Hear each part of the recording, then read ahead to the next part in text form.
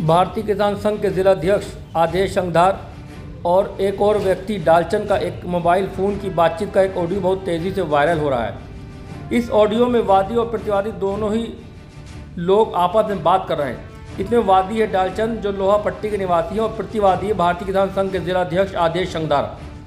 23 अगस्त 2023 को डालचन ने भारतीय किसान संघ के जिलाध्यक्ष आदेश संघधार पर कोतवाली मिलक में मामला दर्ज कराया था, जिसमें उनका आरोप था कि आदेश संघधार ने डालचन की लकड़ी की ट्राली रोक कर उनसे 1 लाख की रंगदारी मांगी। इस मामले की विवेचना चल रही है।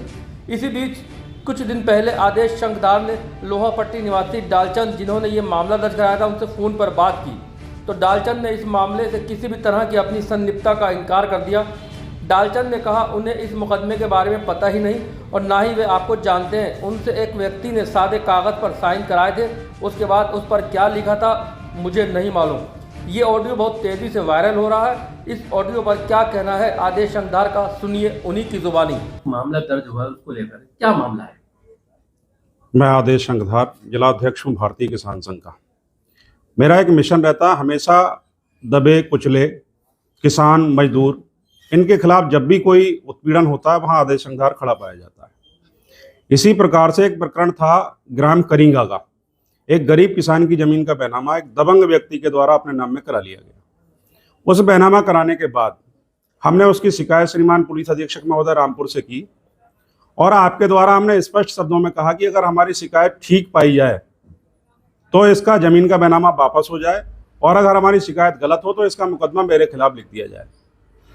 पुलिस अधीक्षक महोदय ने पूरा संज्ञान लिया और वास्तव में हमारी शिकायत सही पाई गई और उसका 2 दिन के बाद बैनामा वापस उसी व्यक्ति के नाम में हुआ जिसकी वो ज़मीन थी। कहीं ना कहीं जंग हम जीते और इसी बीच एक हमें उपनिबंधक मिलक जो यहाँ पर थे मोहम्मद वसीम, उनके द्वारा जान से मारने की धमकी दिलाई गई। उसका मुकदमा पंजीकृत हुआ। पुलिस अधीक्षक महोदय के द्वारा हमें एक सुरक्षाकर्मी उपलब्ध करा दिया गया। तो कहीं ना कहीं पुलिस का जो रवैया था वो सकारात्मक था।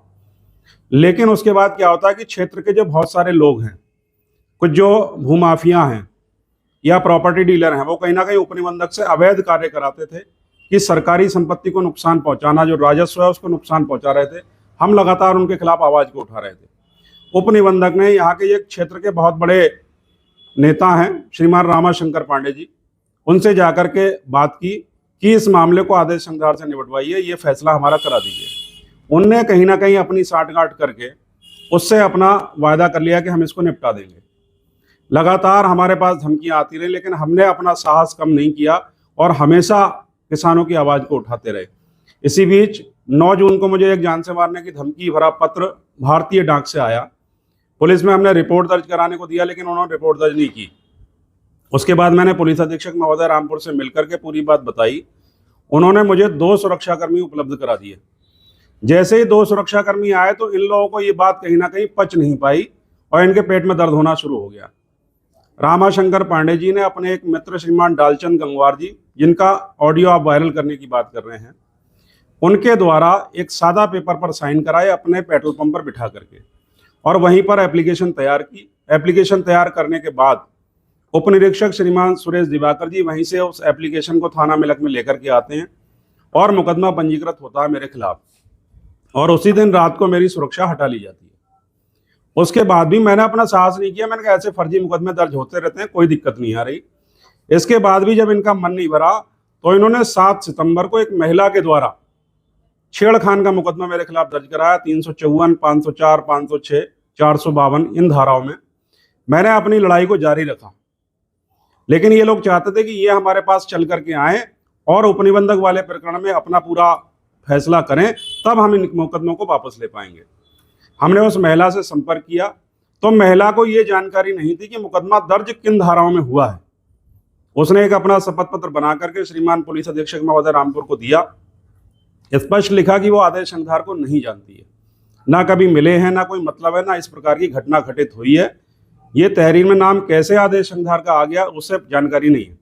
ये शपथ पत्र पूरा बना करके श्रीमान पुलिस अधीक्षक महोदय रामपुर को दिया और देने के बाद यह मुकदमा खत्म हुआ। उसके बाद मुकदमा बचता 207/23 श्रीमान डालचन गंगवार जी का। मैंने उनसे डायरेक्ट ही फ़ोन कर लिया और उनसे निवेदन किया कि भाई साहब, हो सकता है कि भूल से अगर मेरी कभी गलती मुझसे हुई हो तो मैं आपसे क्षमा मांगने आपके घर आ जाता हूँ। अगर ऐसा आपने प्रकरण लिखवाया है पुलिस में तो क्या ये सच है? तो उन्होंने साफ बताया कि आदेश संघार जी, मेरा आपसे कोई लेना देना बिल्कुल नहीं है। ये सारा प्रकरण श्रीमान रामाशंकर पांडे जी, पेट्रोल पंप वाले, जो कि क्योरार पे उनका पेट्रोल पंप है, और वो उनके बड़े पुराने मित्र हैं। 25 या 30 वर्ष से उनकी यारी दोस्ती उनके साथ है, और वो यारी दोस्ती में आकर के सादा पेपर पे साइन कर देते हैं, जिस कारण ये मुकदमा पंजीकृत होता है। मेरा आपसे कोई लेना देना नहीं है, लेकिन ये सारा प्रकरण रामाशंकर पांडे जी का है। रामाशंकर पांडे जी सिर्फ ये चाहते हैं कि उपनिबंधक का प्रकरण निपटा दिया जाए। मैंने उनको बताया कि भाई, जो व्यक्ति हमें जान से मारने की बात करता हो, हम उससे कैसे फैसला कर सकते हैं? भले ही हम उसका कुछ ना बिगाड़ पाएं, लेकिन हम उससे जब तक जीवन है हमारा लड़ाई लड़ेंगे। वो भले ही कोर्ट जो निर्णय करेगा वो मान्य होगा। तो इस प्रकार ये लोग मुझे दबाना चाहते हैं, और इसमें पुलिस की जो संदिग्धता है वो पूरी तरह है। श्रीमान अजय पाल जी, जो यहाँ के प्रभारी निरीक्षक थे, और सुरेश दिवाकर जी थे, इन दोनों लोगों की बड़ी मिलीभगत रही है। पेट्रोल पंप पर जाकर के रात के 11-11 बजे गाड़ियां खड़ी होती हैं, और आज भी कुछ ऐसे अधिकारी हैं जो कि पेट्रोल पंप पर जाकर के अपनी गाड़ियां खड़ी करते हैं।